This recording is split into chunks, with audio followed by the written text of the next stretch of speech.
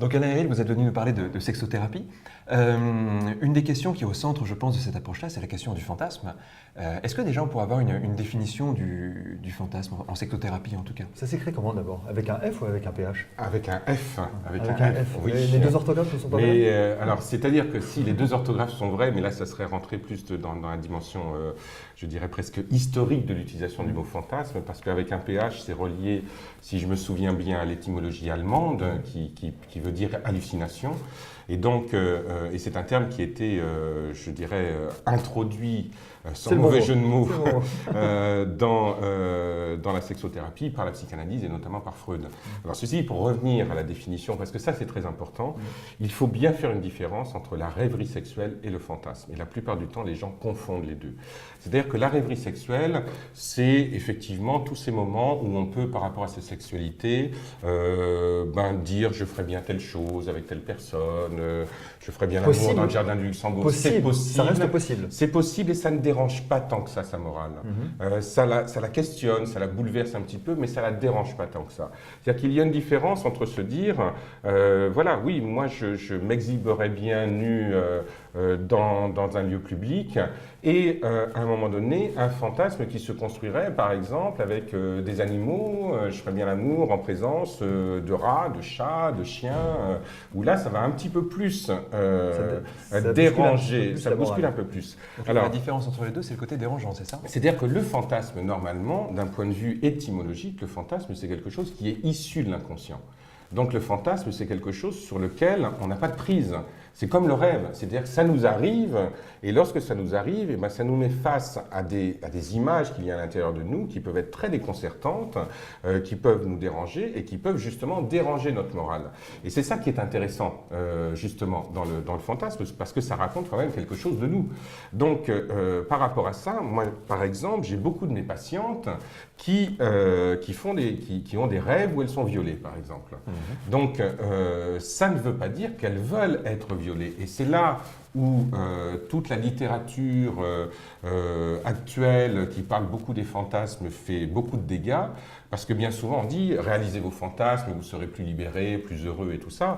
Mais en même temps, le fantasme, quand il est issu de l'inconscient, il n'est pas là pour être réalisé. Quelle est sa fonction, justement? Voilà, sa fonction, c'est que ça raconte la charge de la libido, ça raconte toute la force de la libido, mais cette force-là, si on la laisse s'exprimer de façon irrésolue et sans la contenir, on se saute tous les uns sur les autres, et puis voilà, il n'y a plus de règles, il n'y a plus de morale. La morale, quand même, nous en avons besoin. Nous en avons besoin pour vivre les uns avec les autres, parce que ça crée des règles, ça crée des lois, ça dit ce qu'il faut faire, ce qu'il ne faut pas faire, et ça dit surtout à quel endroit on peut faire des choses et à quel endroit on ne peut pas les faire. Donc le fantasme vient bouleverser tout ça. Et donc c'est ça, sa fonction, ça nous permet de mieux nous connaître et de mieux connaître notre part d'ombre. C'est surtout ça qui est intéressant. Donc là, le fantasme, si je comprends bien, il doit exister, oui. Il est bon qu'il existe, il est bon à la limite qu'il soit verbalisé, mais pas agi. Exactement. Il faut pas. Ou alors, on peut mettre en place des réalisations partielles du fantasme. Je vais vous donner un exemple. On peut tout à fait avoir dans son inconscient des fantasmes de dévoration, c'est-à-dire des moments où on va rêver, par exemple, qu'on fait l'amour avec qui que ce soit et qu'on dévore la personne. On peut faire ce rêve-là. Ça laisse entendre qu'on a une pulsion dévoratrice à l'intérieur de soi. Mais ça ne raconte que ça. Mais on va, et je pense que la pulsion de dévoration est présente chez tout être humain, mais on va la partialiser. Et donc, on va la vivre de manière partielle. La fellation, le cunilingus, c'est une manière de dévorer l'autre. Quand je vais dire à l'autre, tu es belle à croquer, je te mangerai bien, c'est la dévoration qui s'exprime, mais de manière acceptable et partielle. Donc, c'est ça qui est intéressant. C'est comment une force destructrice au départ, quand elle est contenue, va s'exprimer dans quelque chose qui est acceptable et vivable. Et on va la positiver, bien entendu. Donc, c'est pareil, quand on roule une pelle à quelqu'un, c'est comme la béquille des oiseaux, c'est une manière de dévorer l'autre aussi. Mais c'est acceptable, ça fait du bien, c'est quelque chose qui réunit les personnes plutôt que les éloigner. On sait d'où ça vient du reste, le roulage de pelle. Ah non, ça je ne sais pas. Ça doit avoir une origine. Parce que oui. il doit y avoir des échanges muqueux, des échanges Bien liquidiens sûr, qui font que ça, il doit y avoir des phéromones qui doivent être partagés au-delà du simple contact de parfum. Mais il doit y avoir quelque chose comme ça. Je ne sais pas d'où ça vient. Oui, il faudra enquêter. Ce qui est très intéressant d'ailleurs dans les pratiques sexuelles, c'est de voir aussi comment les pratiques sexuelles, elles évoluent. C'est-à-dire que par exemple, je parlais de fellation et de cunnilingus, avant ça ne se faisait pas dans le couple. Avant, ça se faisait avec les prostituées. La fellation, c'était un geste qui se faisait avec les prostituées. Quand vous dites avant, c'est une époque très ancienne? Avant, c'était surtout 19e siècle. Hein. Au 19e siècle était quand même le grand siècle de la libération. À la fois de la libération et en même temps de certaines restrictions. On a eu les deux en même temps au 19e, parce que c'est quand même la mise en place d'une morale bourgeoise assez puissante. Qui donnait accès aux excès aussi. Ça, voilà, c'est toujours pareil. Hein. C'est-à-dire qu'on a les deux polarités. Hein. C'est-à-dire que plus on ferme un endroit et plus ça s'ouvre à un autre. Et donc, par exemple, c'est intéressant de voir que des pratiques sexuelles qui aujourd'hui, pour nous, font partie de la sexualité, il y a un siècle ou un siècle et demi, étaient des pratiques sexuelles qui étaient réservées à certaines populations dans un certain cadre. Est-ce qu'il y a des évolutions récentes que vous constatez en cabinet? Ça fait 20 ans que vous pratiquez. Est-ce que, par exemple, les demandes que vous aviez il y a 20 ans sont les mêmes que celles que vous avez aujourd'hui? Alors ça a bougé sur certains terrains que je remarque, mais je ne suis pas le seul à les remarquer. D'une part, il y a de plus en plus d'hommes qui consultent en sexothérapie. Au début de ma pratique, j'avais 80% de femmes et 20% d'hommes. À l'heure actuelle, j'ai 60% de femmes et 40% d'hommes. Donc les hommes viennent plus volontiers. Simple de parler de ces sujets. Voilà, c'est plus simple. Alors c'est vrai qu'il y a eu quand même une démocratisation du discours sexuel dans le corpus social, et donc les hommes en parlent plus facilement, viennent consulter plus facilement. Donc ça, c'est une première chose. Et la deuxième chose aussi qui est importante, à mon avis, c'est le fait qu'il y a beaucoup de personnes qui viennent par rapport à leurs symptômes. Voilà, ils viennent, j'ai un symptôme, donc je viens vous en parler, je viens chercher à le résoudre. Mais qu'au-delà du symptôme, j'ai de plus en plus de patients qui se posent des questions sur le lien que peut avoir la sexualité avec la morale, avec la philosophie, avec la spiritualité également. Et donc, où tout d'un coup, le rapport à la sexualité déborde le champ du simple symptôme. Alors ça, moi en tout cas, je trouve ça très intéressant parce qu'accompagner les patients sur ce terrain-là, c'est quelque chose qui est très, très, très actif, très exaltant d'un point de vue intellectuel. Mais je m'aperçois qu'il y a ce changement-là depuis 7 à 8 ans. Et quand j'en parle avec mes confrères et mes consoeurs, ils disent la même chose que moi. Donc il y a un mouvement à ce niveau-là qui est quand même important. Ça paraît paradoxal parce qu'on a de plus en plus dans les médias un traitement fonctionnel, pour reprendre un peu ce que vous disiez tout à l'heure, avec de plus en plus de démocratisation de la pornographie, etc. Et donc vous dites qu'à l'inverse, les patients qui viennent vous voir cherchent autre chose justement. Est-ce qu'il y a un rapport pour vous entre les deux? Oui, bien sûr qu'il y a un rapport entre les deux parce que d'un côté, il y a une espèce de gang sociétal dans laquelle on nous dit comment il faut jouir et de quelle manière, et ce qui est normal et ce qui ne l'est pas. Et de l'autre côté, il y a l'individu, il y a le sujet en lui-même et ses interrogations sur son intimité, sur la sexualité, et où là, il va y avoir soit une fascination de tout ce qui est de l'ordre de la pornographie, mais en même temps, une même personne qui a une fascination de la pornographie peut tout à fait à un moment donné avoir envie d'aller sur un autre terrain. C'est-à-dire que nous ne sommes pas uniformes au niveau de la sexualité, comme au niveau de notre fonctionnement psychique, bien entendu. Et donc, ce qui est intéressant, c'est de voir les mouvements. C'est-à-dire qu'à un moment donné, une certaine personne, à force d'avoir visité un certain pan de la sexualité, a envie d'aller à un autre endroit.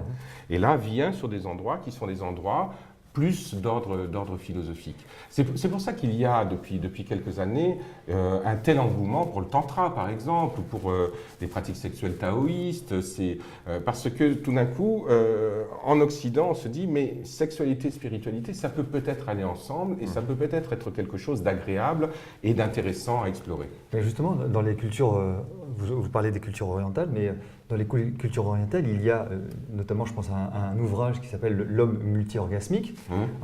Avant, c'était un acquis que c'était la femme qui pouvait jouir plusieurs fois. Et nous, on a découvert très tardivement, je parle de l'Occident, pas de Kevin et moi. Kevin était au courant depuis longtemps. Ça, tu le sais déjà depuis longtemps. Tu es hypnothérapeute, c'est normal, tu as une gestion de toi-même extraordinaire. Donc nous, simples mortels, on a découvert il n'y a pas longtemps qu'on pouvait avoir des orgasmes à répétition. Encore faut-il pratiquer cette gymnastique. Comment ça s'intègre maintenant? Est-ce que les gens, les hommes, justement, l'intègrent davantage ou pas? Ils ont cette notion-là ou pas? Oui, oui, certains. Certains. C'est-à-dire que ça reste quand même une minorité. Il y a un côté initiatique en lien avec la sexualité. Tous les hommes ne viennent pas sur ce terrain-là. Certains y viennent. Mais je vous donne un exemple. Je travaille beaucoup avec quelqu'un qui dirige un site de vente de sextoys et que je fais intervenir dans mes formations en sexothérapie. Parce que je pense qu'à l'heure actuelle, on ne peut pas ne pas parler de sextoys quand on parle de sexualité. C'est une réalité, bien sûr, c'est une réalité. Et il y a un sextoy masculin très particulier, qui s'appelle l'anéros, qui est issu du monde médical et qui donc en fait est un sextoy qui sert à masser la prostate. Un sextoy très particulier et qui ne s'utilise pas en va-et-vient, c'est-à-dire que c'est un travail où l'homme travaille en respiration et où l'objet va venir effectivement masser la prostate. Et au départ, c'était vraiment médical, c'est sorti des labos. Et ce que me disait Anne-Charlotte, donc cette personne-là, c'est que cet anéros, ce sextoy-là, il est vendu une fois qu'on a retiré les homosexuels qui peuvent acheter ce sextoy, les hétéros, il y en a très peu. Ça représente quoi? 1% de sa clientèle. Donc, mais les personnes qui vont l'acheter, ce sont ceux qui vont vers le tantra, vers le taoïsme, et qui travaillent justement sur un contrôle intérieur au niveau prostatique et le fameux point P, qui est le $1 million point. Voilà, c'est ça. Mais qui aussi se travaille avec l'anéros, par exemple. Donc tout ça, c'est en train de bouger et en train de changer. Mais je voudrais juste rajouter une chose, c'est qu'on découvre des choses par rapport à l'homme, mais on découvre des choses aussi par rapport à la femme. C'est-à-dire que la véritable anatomie du clitoris, par exemple, ce n'est que depuis la fin des années 70, début des années 80, donc c'était Hélène O'Connell, si je me souviens bien, une Australienne, qui a commencé à pouvoir mettre ça en avant. Donc la femme aussi, on la découvre dans son anatomie intime que depuis peu de temps également. Et je pense qu'on est en train d'avancer sur ce terrain-là, aussi bien par rapport aux hommes que par rapport aux femmes, dans ce que raconte la sexualité, bien entendu. Est-ce à dire que cette forme d'onanisme, de plaisir solitaire, permettrait aussi une meilleure connaissance de l'autre? C'est-à-dire que si on se connaît mieux, si on se connaît bien, si on arrive à un meilleur contrôle de soi-même, est-ce qu'on peut être à même à donner plus de plaisir à l'autre? Ça, j'en suis intimement persuadé. C'est-à-dire que je pense que par exemple, vous parlez d'onanisme, donc ça permet aussi de dire quelques mots sur la masturbation aussi et sur son intérêt, parce que on est là encore dans une culture où on admet la masturbation masculine. Maintenant, la féminine, c'est pas encore tout à fait gagné, mais on l'admet essentiellement si c'est compensatoire. Oui. C'est-à-dire un homme qui est en prison, qui n'a pas de compagne et qui se masturbe, on se dit c'est normal, le pauvre, il faut bien qu'il puisse avoir un minimum d'activité sexuelle. Mais une activité sexuelle solitaire alors qu'on a un compagnon ou une compagne, là ça commence à être un petit peu plus difficile à accepter. Moi je pense que la masturbation c'est effectivement quelque chose qui est fondamental à l'être humain parce que ça construit le narcissisme, ça permet de mieux se connaître, ça permet de mieux connaître son rapport au plaisir, son rapport au désir, son rapport à la montée orgasmique, comment on la vit, comment on la contrôle, tous ces éléments-là. Et ce qui fait que quand on est dans une meilleure connaissance de soi et qu'on a l'habitude de se donner du plaisir à soi-même, c'est d'autant plus facile d'aller vers l'autre. Et c'est d'autant plus facile d'aller vers l'autre parce qu'on se connaît et qu'on peut dire à l'autre, voilà ce qui est bon pour moi, mais que l'on sait aussi de manière indirecte ce qui est bon pour l'autre aussi. Je pars du principe simple que de toute manière, s'aimer soi-même, c'est aussi la meilleure manière de pouvoir aimer l'autre. Donc après, je ne parle pas d'égocentrisme, je parle de narcissisme, ce qui n'est pas la même chose. Oui. Donc sans tomber dans une perversion, mais juste bien se connaître. Bien sûr. C'est presque aimer les autres comme toi-même. Et on commence d'abord par soi-même et après on arrive à aimer les autres. Oui, tout à fait. Et la perversion, de toute manière, la perversion n'existe que s'il y a une espèce d'obstination du même geste et du même scénario tout le temps au même endroit et de la même manière. Là, ce n'est pas de ce dont on parle. C'est-à-dire c'est de se donner la possibilité de pouvoir être dans un moment masturbatoire qui peut être extrêmement joyeux, extrêmement gai, extrêmement jouissif, mais ça n'exclut pas l'autre. Parce que de toute manière, dans la masturbation, l'autre est toujours présent, ne serait-ce que sous forme de fantasme. Donc il y a jamais de moment essentiellement solitaire. L'autre est toujours présent dans la sexualité.